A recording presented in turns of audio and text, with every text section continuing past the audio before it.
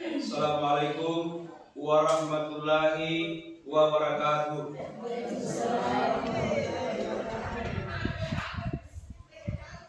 Alhamdulillahirabbil alamin. Wassalatu wassalamu ala Rasulillah. Wala hawla wala quwata illa billahi aliyil azim. Rabbi syarah li wa yassir li amri wa hlul 'uqdatam min lisani yafqahu qawli. Yang saya hormati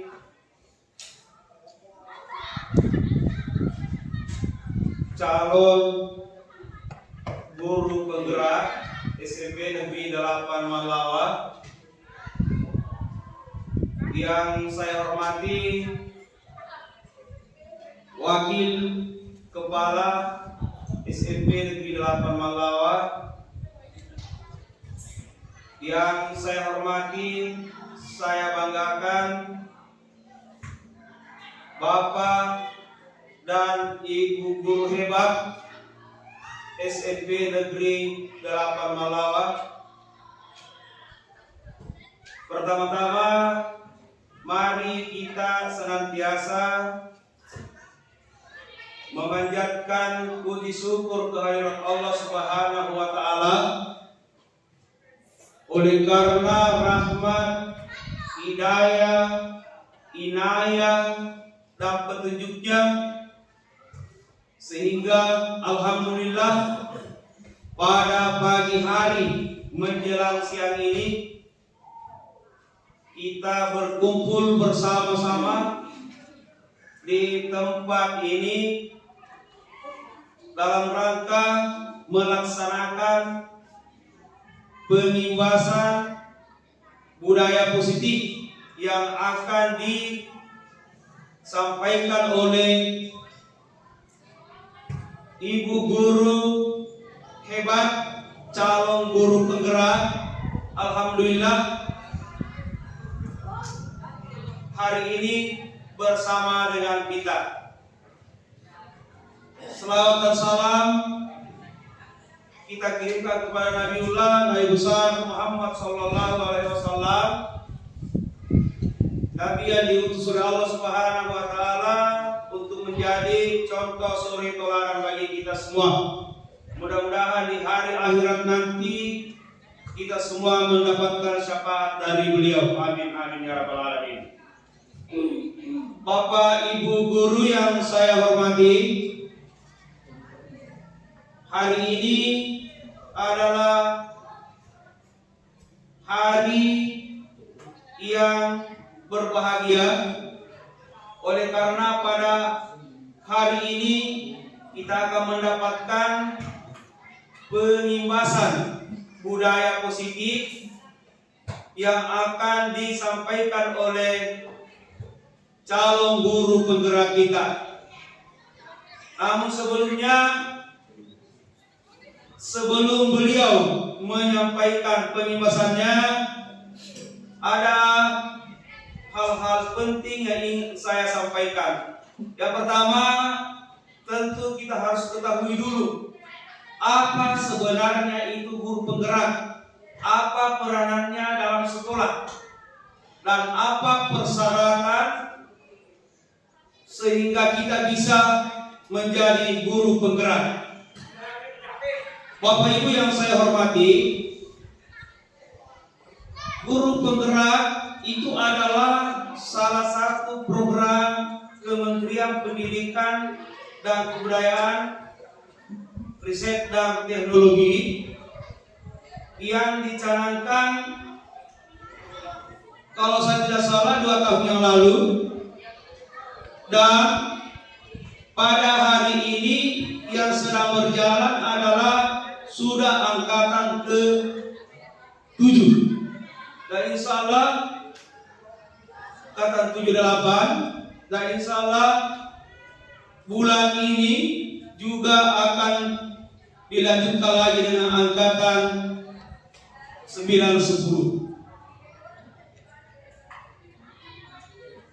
Guru penggerak adalah guru yang menggerakkan atau guru yang memotori pembelajaran di sekolah. Sebagai guru yang menggerakkan, memotori pembelajaran di sekolah, yang nantinya akan ada perubahan pembelajaran di sekolah. Oleh karena itu, diharapkan kepada Bapak Ibu yang memenuhi persyaratan untuk menjadi guru penggerak agar segera mendaftarkan diri menjadi guru penggerak. Barangkali Bapak Ibu sudah tahu semua persyaratannya. Salah satu persyaratannya adalah jadi bukan hanya guru ASN, tetapi semua guru baik ASN maupun non ASN. Ya, yang masa kerjanya minimal 5 tahun. Minimal 5 tahun. Dan maksimal 10 tahun sebelum purna bakti. Jadi kalau umur 50 tahun sudah tidak memenuhi syarat lagi untuk menjadi guru penggerak. Bapak Ibu yang saya hormati, di sekolah kita ini alhamdulillah sudah ada satu sementara berjalan. Oleh karena itu, kepada Bapak Ibu yang memenuhi persyaratan bisa bertanya langsung kepada calon guru penggerak kita yang sementara berjalan sekarang. Bagaimana cara mendaftarnya, apa-apa yang disiapkan dan seterusnya. Nah, kalau di sekolah itu sudah ada guru penggeraknya, maka sekolah itu boleh mendaftar sebagai sekolah penggerak, di mana sekolah penggerak itu adalah mendapatkan beberapa fasilitas dibanding dengan sekolah yang bukan penggerak. Jadi kalau sekolah penggerak itu mendapatkan dua anggaran dana BOS, ada BOS reguler dan ada BOS kinerja.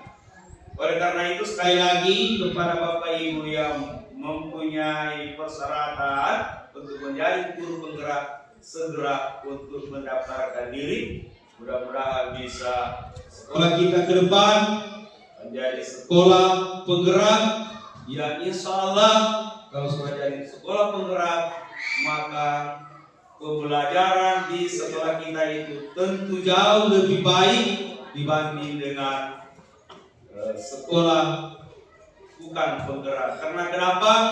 Karena kalau sekolah penggerak itu sudah banyak mendapatkan suntikan dana dari pemerintah, termasuk BOS kinerja ya, termasuk BOS kinerja. Kepada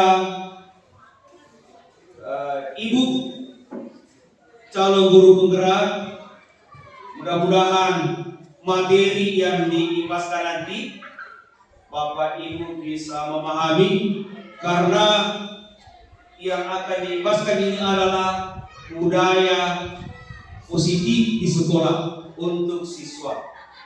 Perlu kita ketahui bahwa yang dikatakan dengan budaya positif itu adalah seakan-akan bukan Bapak Ibu guru yang memaksa anak-anak untuk melaksanakan budaya atau aturan itu, tetapi aturan itu atau budaya itu seakan-akan itu ada dari inisiatif siswa itu sendiri. Jadi kita hanya mengarahkan siswa yang membuat sendiri. Salah satunya itu adalah kesepakatan kelasnya, aturan dalam kelasnya. Jadi siswa sendiri yang buat aturan, kemudian konsekuensinya siswa sendiri yang buat konsekuensinya. Jadi itulah sedikit gambaran tentang budaya positif yang saya pahami. Saya kira hanya ini yang bisa saya sampaikan.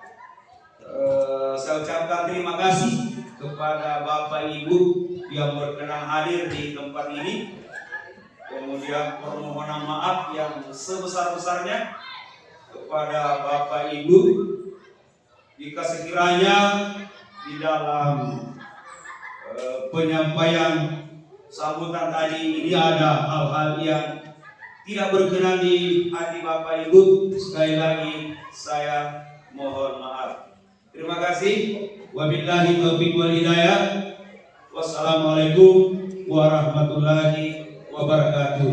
Selanjutnya saya serahkan ke Ibu Guru bergerak.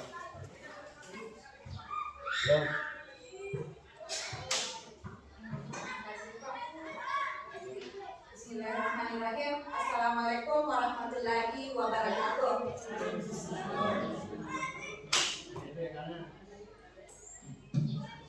Salam dan bahagia untuk kita semua. Marilah kita memanjatkan puja dan puji syukur atas hadirat Allah Subhanahu wa Ta'ala, karena atas izinnya kita masih diberi kesempatan, kesehatan, serta kekuatan untuk dapat kembali berkumpul di tempat yang sederhana ini, di mana tempat sederhana ini menjadi saksi bagi kita keluarga SMP Negeri 8 Malawak, karena tempat ini merupakan tempat kita untuk berbagi ilmu dan tempat kita untuk belajar.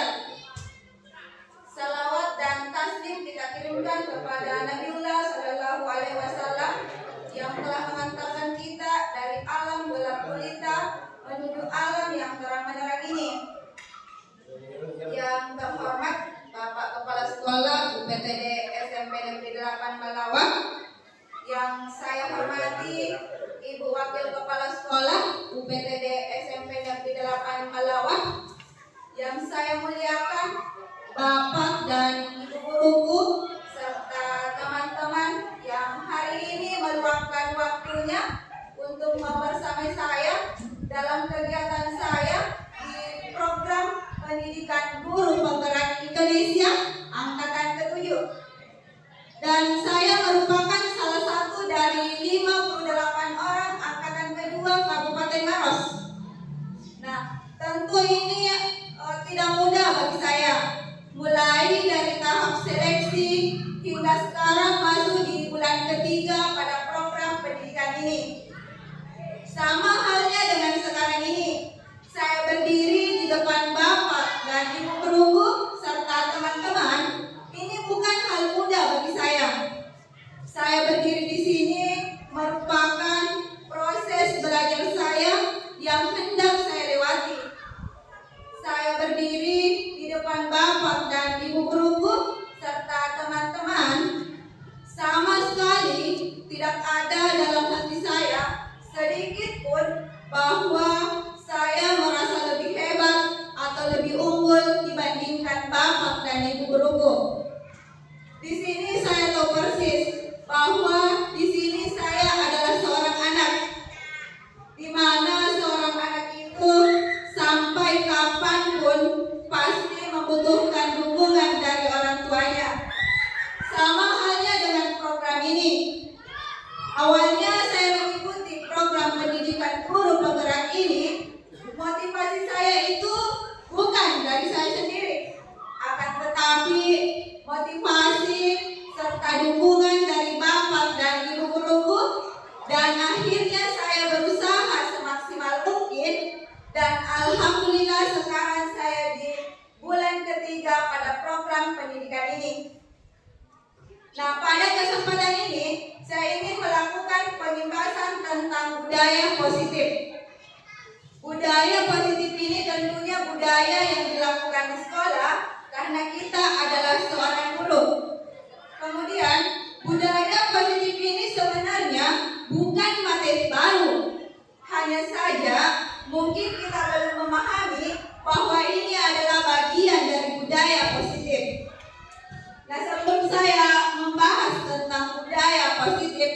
sedikit saya ceritakan tentang perjalanan saya memperoleh pengetahuan tentang budaya positif. Selain di platform Merdeka Mengajar, ini saya peroleh di Guru Penggerak Indonesia. Budaya positif ini merupakan materi keempat atau modul 1.4 dari 10 modul yang harus saya selesaikan selama 6 bulan. Nah, dalam proses pembelajaran saya, setiap modul itu selalu diawali dengan merefleksikan terhadap diri sendiri. Kita tidak pernah langsung mendalami materinya, tapi selalu direfleksikan terhadap diri sendiri. Nah, di dalam pendalaman materi, salah satu cara yang dilakukan adalah membaca semua artikel yang disediakan di LMS. Sama halnya di platform Merdeka Mengajar. Ada video yang kita harus tonton, ada buku tercentang, ada yang butuh dikomentari, dan ada juga yang harus dibuatkan artikel. Nah, setelah itu kami berlanjut di ruang kolaborasi, di mana di ruang kolaborasi itu kita bersama dengan fasilitator. Kebetulan fasilitator saya bernama Ibu Sakia. Beliau sangat menginspirasi saya. Nah, kemudian kita bertemunya melalui Google Meet atau Zoom. Di situ kita bertemu dengan calon guru penggerak baik dari kelas yang sama maupun dari kelas yang berbeda.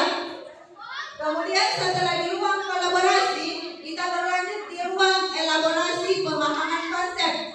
Di sini kita bersama dengan instruktur. Nah, instruktur ini bukan lagi fasilitator, akan tetapi instruktur akan bergantian setiap modul. Kemudian selanjutnya berlanjut di ruang demonstrasi kontekstual yang dilakukan oleh siswa di sekolah. Kemudian yang terakhir adalah aksi nyata. Nah, ini sekarang yang saya lakukan adalah aksi nyata penyimbasan budaya positif yang dilakukan di sekolah. Nah, setelah nanti saya selesai melakukan penyimbasan di sini, Bapak dan Ibu guru perlu tahu bahwa hasilnya nanti saya upload ke channel YouTube saya. Kemudian saya akan tautkan dan bagi di PMM atau di platform Merdeka Mengajar. Kemudian saya juga akan bagi di Guru Berbagi. Kemudian saya sematkan di LMS saya sebagai bahan penilaian dan hasilnya nanti dipanen karya. Nah, kemudian kembali ke materi tentang budaya positif. Berbicara tentang budaya positif, saya adalah seorang guru yang tidak ada apa-apanya jika dibandingkan dengan Bapak dan Ibu guruku. Karena saya tahu persis bahwa Bapak dan Ibu guruku di sini sudah mengajar puluhan tahun, tentu sudah melakukan budaya positif dengan cara kita masing-masing. Di sini saya hanya mengimbaskan pengetahuan saya. Jadi sebelumnya mohon maaf jika ada kekurangan. Nah, kita lihat tentang budaya positif. Di dalam budaya positif di sini ada beberapa poin yang saya akan bahas. Yang pertama itu adalah disiplin positif dan nilai-nilai kebajikan universal. Yang kedua, teori motivasi, hukuman dan penghargaan. Yang ketiga, keyakinan keras. Yang keempat, kebutuhan dasar manusia. Yang kelima, 5 posisi kontrol. Kemudian terakhir adalah segitiga restitusi. Nah, yang pertama kita lihat, apa sih pengertian dari budaya positif? Nah, budaya positif di sekolah yaitu nilai-nilai dan kebiasaan-kebiasaan di sekolah yang berpihak pada peserta didik agar mereka dapat berkembang menjadi pribadi yang kritis, penuh hormat dan bertanggung jawab. Nah, nilai-nilai yang saya maksud di sini adalah nilai-nilai kebaikan. Di mana ketika kita melihat pengertian budaya positif di atas, ini sama dengan semangatnya Merdeka Belajar, di mana Merdeka Belajar itu menciptakan profil pelajar Indonesia, profil pelajar Pancasila, di mana profil pelajar Pancasila ini memiliki 6 poin. Yang pertama, beriman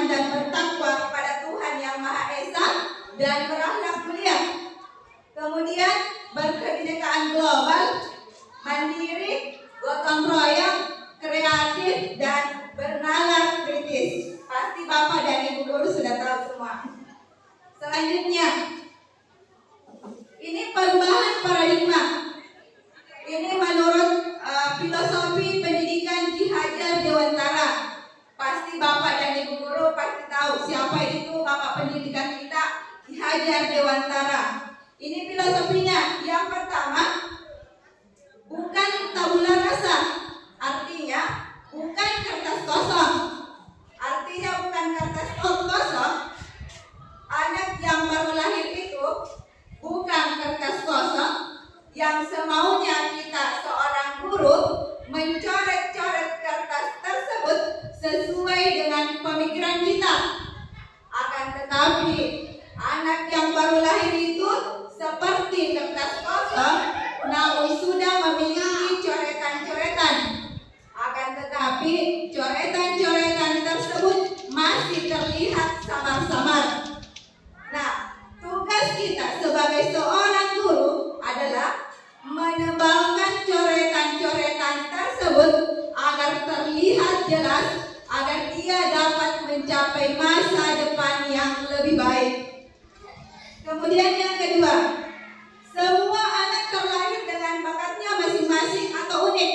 Jadi, anak-anak kita itu masing-masing memiliki bakat. Misalnya, si A bakatnya di olahraga, si B mungkin bakatnya di kesenian. Kemudian yang ketiga, budi pekerti. Budi pekerti di sini termasuk perilaku, keterampilan.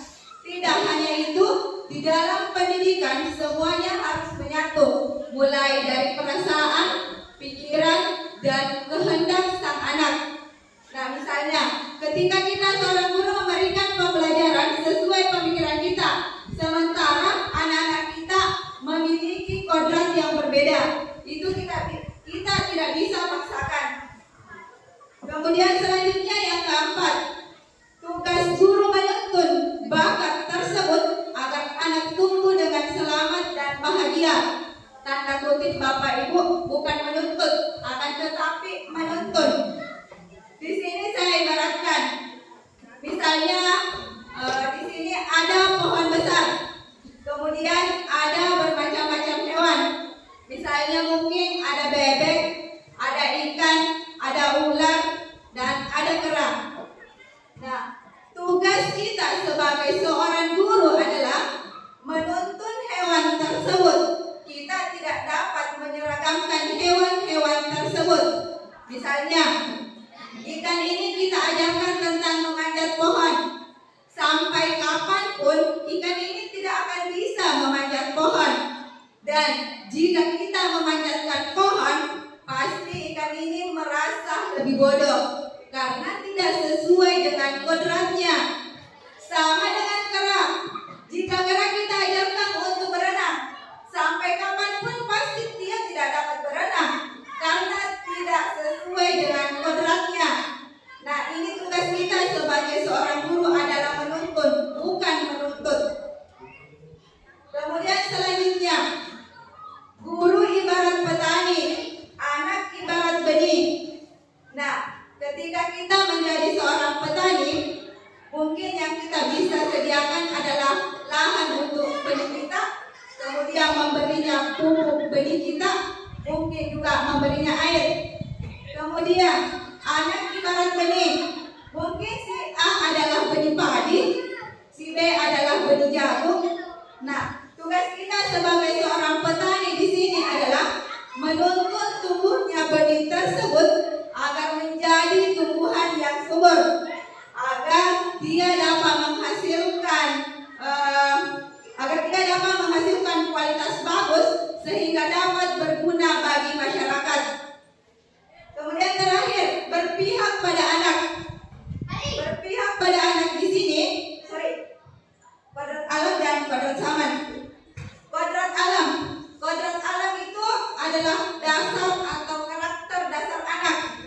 Kemudian kalau kodrat zaman, pembawaan dari waktu ke waktu. Contoh kodrat alam mungkin karena karakter dasar anak, mungkin anak kita itu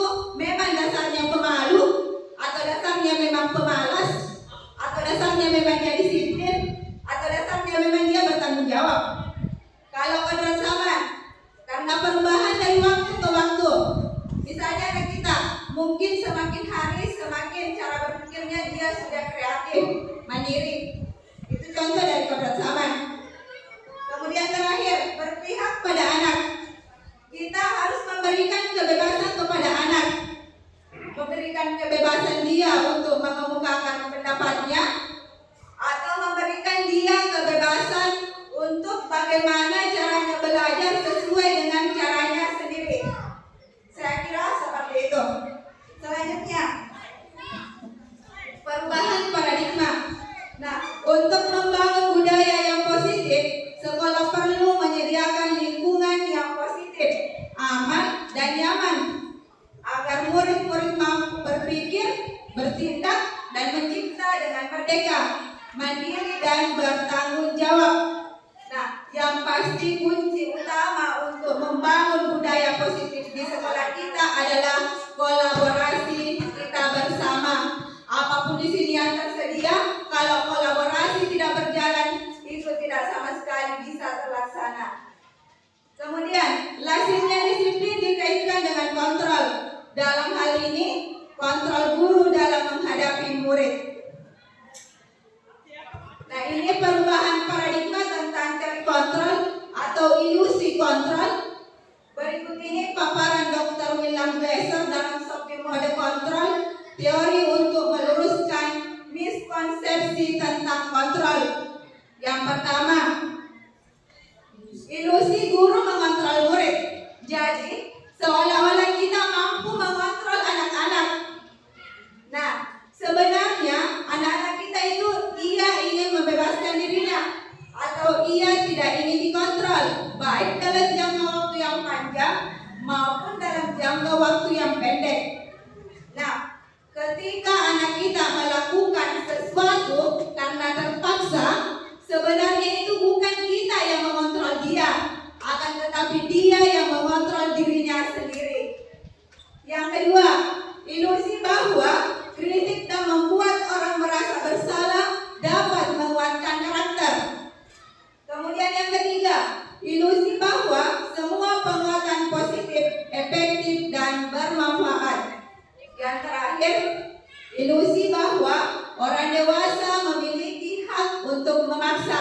Nah, biasanya kita di sini kita menganggap bahwa diri kita adalah seorang guru atau menganggap bahwa kita adalah seorang dewasa. Siswa hanyalah anak-anak. Nah, kita biasanya berhak melakukan apa saja. Sebenarnya tidak. Kita tidak mengerti perasaannya. Sebenarnya kita hanya berilusi. Seolah-olah kita dapat mengontrol anak-anak kita. Itu hanya ilusi. Nah, selanjutnya, ini tentang perubahan paradigma dari stimulus respon akan menghasilkan teori kontrol. Pertanyaannya, bisakah kita mengontrol seseorang? Tentu kalau bisa, mungkin dalam waktu jangka yang pendek. Kalau bisa. Kemudian kita lihat dari stimulus respon yang pertama, realitas atau kebutuhan kita sama. Teori kontrolnya, realitas atau kebutuhan kita berbeda. Yang kedua, semua orang melihat hal yang sama. Akan tetapi menjadi teori kontrol, setiap orang memiliki gambaran yang berbeda. Yang ketiga, kita mencoba mengubah orang lain agar berpandangan sama dengan kita. Teori kontrolnya, kita berusaha memahami pandangan orang lain tentang dunia. Kemudian selanjutnya, perilaku buruk dilihat sebagai suatu kesalahan. Teori kontrolnya adalah semua perilaku memiliki tujuan. Selanjutnya, orang lain bisa mengontrol saya. Kemudian, hanya Anda yang bisa mengontrol diri sendiri. Kemudian, saya bisa mengontrol orang lain. Anda tidak bisa mengontrol orang lain.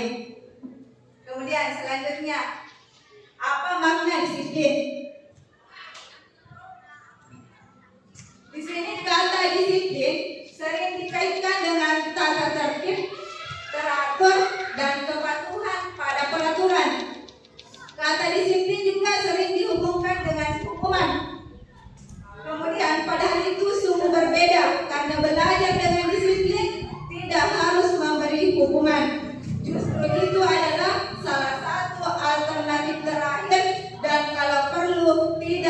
digunakan sama sekali. Itu hukuman.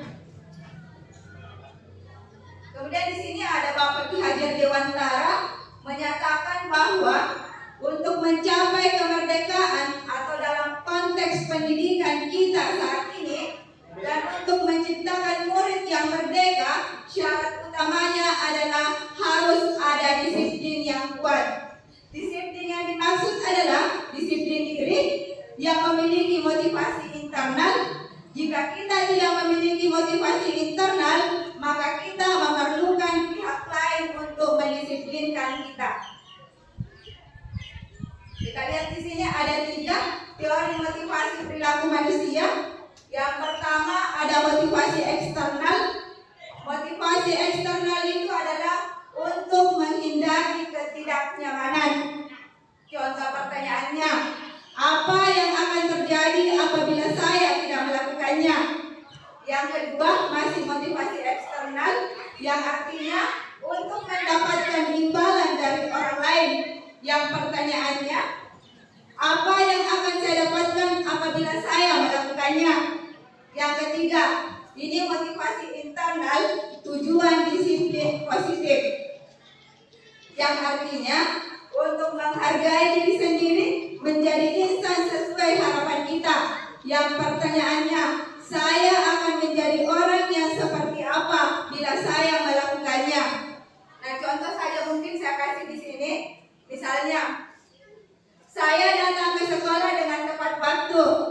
Kemudian, saya masih mengajar di kelas dengan tepat waktu karena saya tidak ingin ditegur oleh Bapak Kepala Sekolah. Berarti itu adalah contoh motivasi eksternal. Seharusnya saya datang tepat waktu dan masuk mengajar di kelas tepat waktu karena kemauan saya sendiri atau karena tanggung jawab saya. Itu motivasi internal. Nah, apapun yang kita lakukan, jika kita menghindari ketidaknyamanan atau teguran, itu sifatnya hanyalah sementara. Nah, lakukanlah mulai dari sekarang dari diri sendiri untuk bersifat permanen. Selanjutnya, ini adalah gambaran tentang budaya positif. Untuk menciptakan budaya positif di sekolah kita, yang pertama kita harus lakukan adalah membuat peraturan kelas. Kemudian, setelah peraturan akan menjadi keyakinan. Setelah keyakinan akan menjadi lingkungan yang positif. Setelah lingkungan positif, maka terbentuk budaya positif. Nah, caranya peraturan kelas. Kalau di sekolah kita, alhamdulillah semuanya kelas saya sudah bikin tentang keyakinan kelas. Bapak dan Ibu guru bisa mengontrol dan mungkin kalau ada kekurangan bisa ditambahkan atau kelebihannya bisa dikurangi. Caranya itu kemarin Bapak Kepala Sekolah juga sudah buat di kelas 3. Namun mohon maaf Pak, kemarin saya sedikit sudah revisi karena konteks kalimatnya terlalu panjang. Sedikit saya kurangi konteks kalimatnya. Ya, dari contoh mungkin saya kemarin ada beberapa poin. Anak-anak membersihkan kelas, ada membuang sampah pada tempatnya. Saya satukan menjadi menjaga kebersihan agar anak-anak dapat memahami, gampang mengingat. Mohon maaf Pak. Kemudian selanjutnya keyakinan kelas, hukuman dan penghargaan. Di sini ada pertanyaan, mengapa tidak peraturan saja? Mengapa harus keyakinan kelas? Di sini ada pertanyaannya nomor 1. Mengapa kita memiliki peraturan harus menggunakan helm bila mengendarai kendaraan roda 2? Jawabannya Bapak Ibu, mengapa harus memakai helm? Ya, keselamatan diri. Nah, ketika kita menanamkan pada diri kita bahwa ketika kita memakai helm, maka kita akan selamat. Nah, beda kalau kita memakai helm ketika takut ditilang. Itu peraturan.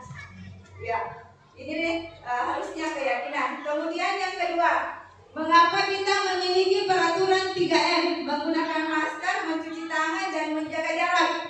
Ya, yakin bahwa kalau kita pakai masker terhindar dari virus. Itu keyakinan. Nah di sini untuk mendukung motivasi intrinsik kembali ke nilai-nilai atau keyakinan lebih menggerakkan seseorang dibanding mengikuti serangkaian peraturan. Makanya keyakinan lebih menggerakkan kita daripada peraturan. Kemudian keyakinan kelas.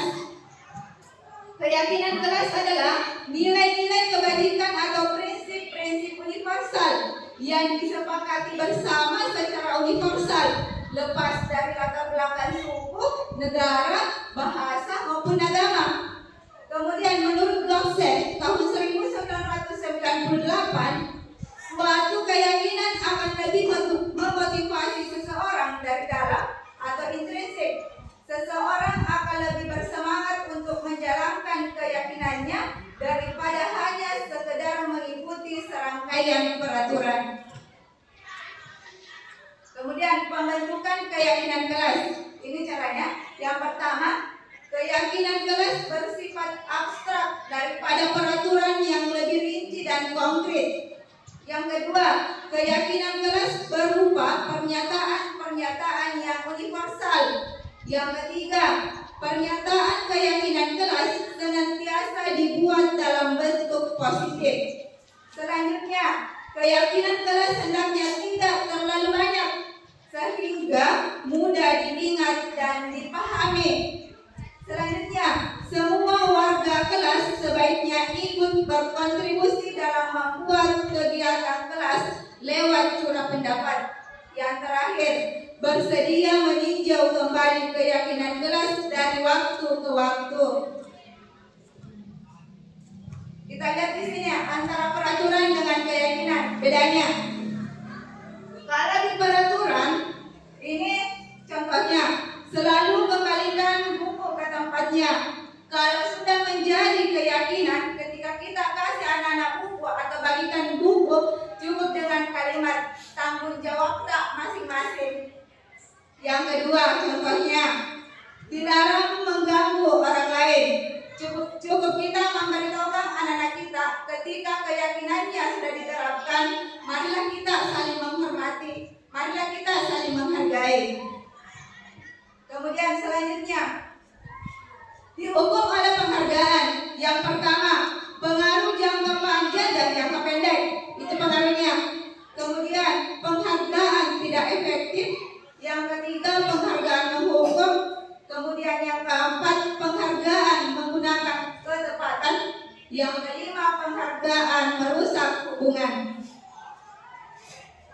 Kemudian kita akan dulu di sini kita bedakan yang mana hukuman dan konsekuensi. Kita harus bedakan karena ini hukuman hampir sama dengan konsekuensi. Yang pertama kita lihat di sini. Biasanya kalau kita suruh anak-anak, silahkan mencatat 100 kali di dalam buku kalimat, saya tidak akan terlambat lagi karena terlambat ke sekolah. Ini hukuman. Yang kedua, lari mengelilingi lapangan basket 2 kali karena terlambat hadir di sekolah. Ini juga termasuk hukuman. Tapi ini hukuman ketika di mata pelajaran IPA, bahasa Indonesia, bahasa Inggris akan menjadi konsekuensi bila di mata pelajaran PJOK. Karena kenapa? Karena jika disuruh lari mengelilingi lapangan basket 2 kali, ini sama aja ada di kaitannya dengan olahraga. Itu konsekuensi bedanya. Sama aja biasa kita kalau terlambat ke anak-anak kita upacara, biasanya kita suruh biasa membersihkan WC. Itu sebenarnya hukuman. Konsekuensinya yang seharusnya ketika dia terlambat upacara, mungkin bisa pada upacara berikutnya dia yang menjadi pelaksana upacara. Kalau mau dijadikan sebagai konsekuensi, karena selama ini kita jadikan hukuman. Tidak ada kaitannya terlambat upacara dengan membersihkan toilet, tidak ada. Kaitannya nanti kalau dia pelaksana, baru konsekuensi. Kemudian manusia itu memiliki 5 kebutuhan dasar. Yang pertama, kebutuhan dasar manusia. Yang kedua, cinta kasih dan rasa diterima. Kemudian yang ketiga, penguasaan. Yang keempat, kebebasan. Kemudian yang kelima adalah kesenangan. Itu kebutuhan dasar kita sebagai manusia. Nah, di sini ada beberapa kebutuhan dasar manusia. Saya di sini ada soal sedikit yang soalnya saya bacakan langsung. Ibu Ani, guru kelas 5 di SD Pelita Hati, sedang bingung menghadapi ulah salah satu murid di kelasnya. Agus, jadi Agus ini namanya siswanya. Beberapa anak telah datang dan mengeluhkan Agus yang seringkali meminta bekal makan siang mereka dengan paksa. Jika Anda menghadapi situasi seperti Ibu Ani, apakah yang Anda lakukan? Menurut Anda, kira-kira apa alasan Agus melakukan hal tersebut? Kira-kira kalau kita menjadi seorang Ibu Ani, apa kira-kira yang kita lakukan?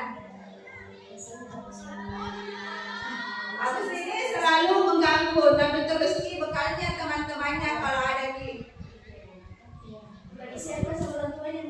Ya, kita lihat kebutuhan dasar yang dipenuhi di sini.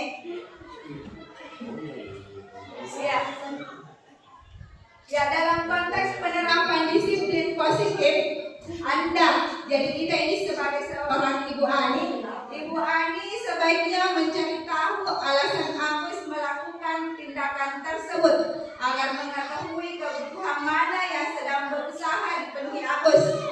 Yang pertama, apabila jawabannya Agus karena ia lapar dan orang tuanya tidak membawakannya bekal makan siang, maka kebutuhannya adalah bertahan hidup. Yang kedua, apabila jawabannya Agus karena ia senang temannya jadi memperhatikan dia, maka kebutuhannya itu adalah cinta kasih atau rasa untuk diterima. Yang ketiga, apabila jawaban Agus adalah dia merasa hebat karena temannya jadi takut dan menuruti keinginannya, berarti kebutuhannya adalah penguasaan. Kemudian yang keempat, apabila jawabannya Agus karena dia merasa bosan dengan bekal yang dibawakan ibunya karena selalu membawakan bekal yang sama atau mungkin itu terus bekalnya, maka dia adalah kebebasan atau kebutuhan akan pilihannya. Yang terakhir, apabila jawaban Agus adalah karena ia iseng saja dan dia menikmati ekspresi wajah temannya yang kesal karena diambil makanannya, berarti kebutuhannya adalah kesenangan. Nah, seorang guru sebenarnya kita harus seperti ini.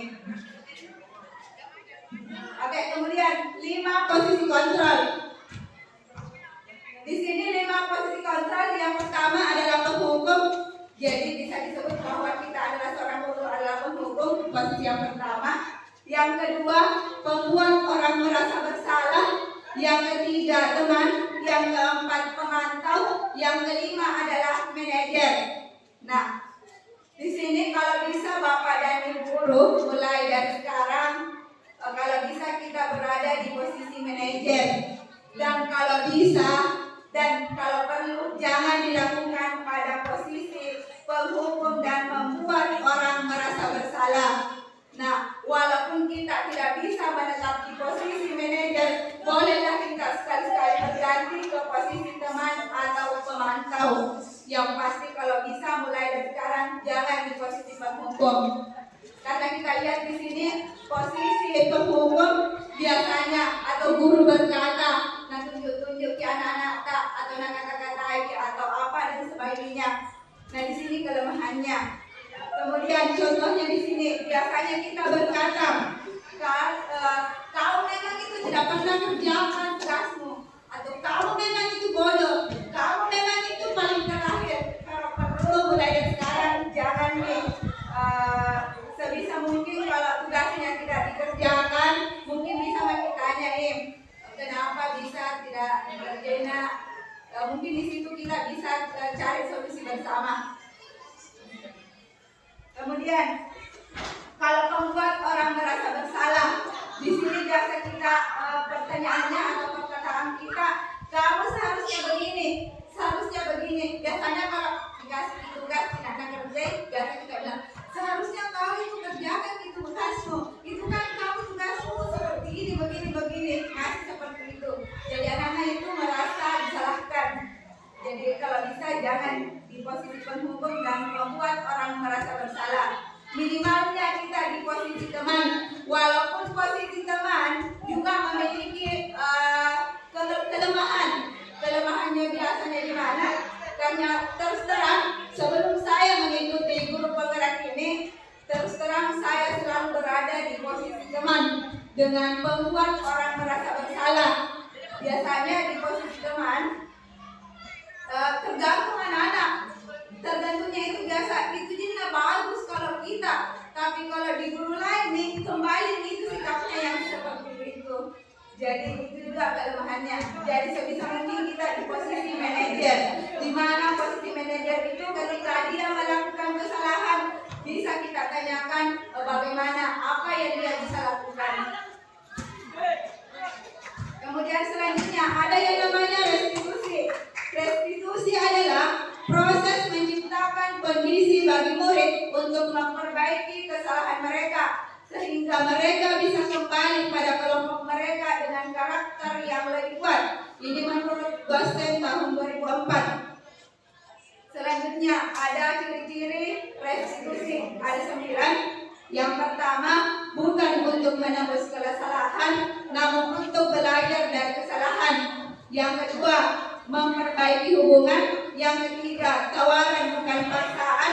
Yang keempat, restitusi menuntun untuk melihat ke dalam diri. Yang kelima, restitusi mencari kebutuhan dasar yang mendasari tindakan. Yang keenam adalah restitusi diri adalah cara yang paling baik untuk memperbaiki diri. Yang ketujuh, restitusi fokus pada karakter bukan tindakan. Yang kedelapan, restitusi pada solusi. Yang 9 adalah restitusi yang mengembalikan murid yang berbuat salah pada perbuatannya. Yang terakhir, segitiga restitusi. Di sini apapun masalahnya anak-anak kita, solusinya adalah segitiga restitusi. Jadi jika ada kesalahan anak-anak kita, solusinya bukan lagi pegadaian, tapi segitiga restitusi. Apa itu segitiga restitusi? Yang pertama adalah validasi tindakan yang salah. Yang biasanya pertanyaannya, kamu tentu punya alasan mengapa melakukan hal itu. Yang kedua, masih validasi tindakan. Pertanyaannya, adakah cara yang lebih efektif untuk mendapatkan apa yang kamu butuhkan?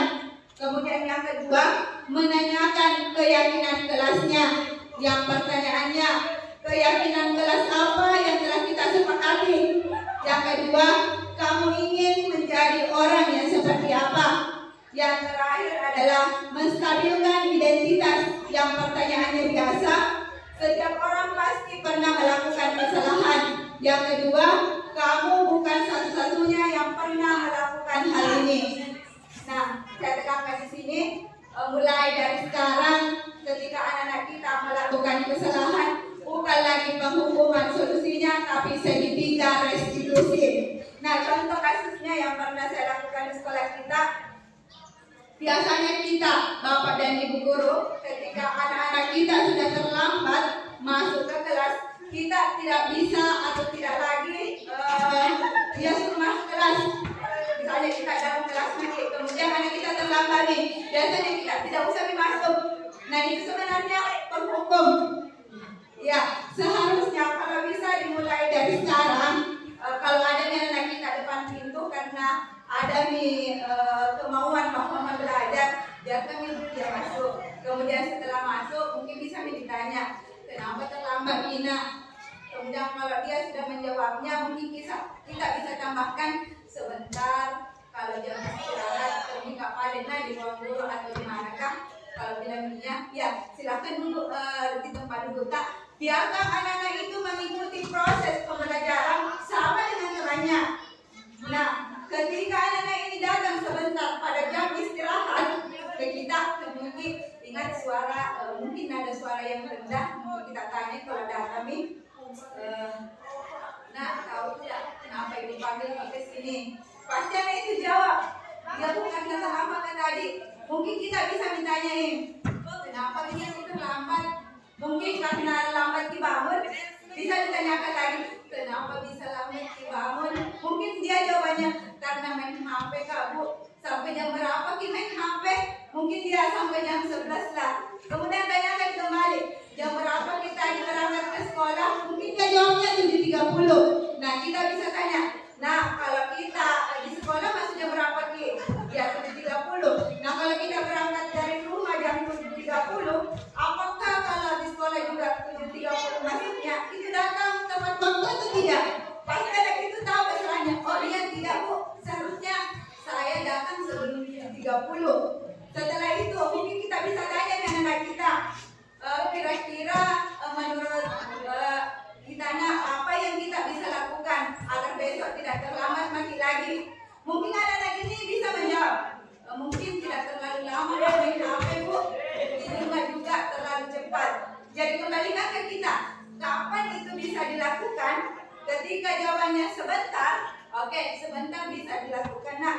Ya, Ibu akan doakan semoga kita sekarang sudah menjadi anak yang disiplin ya.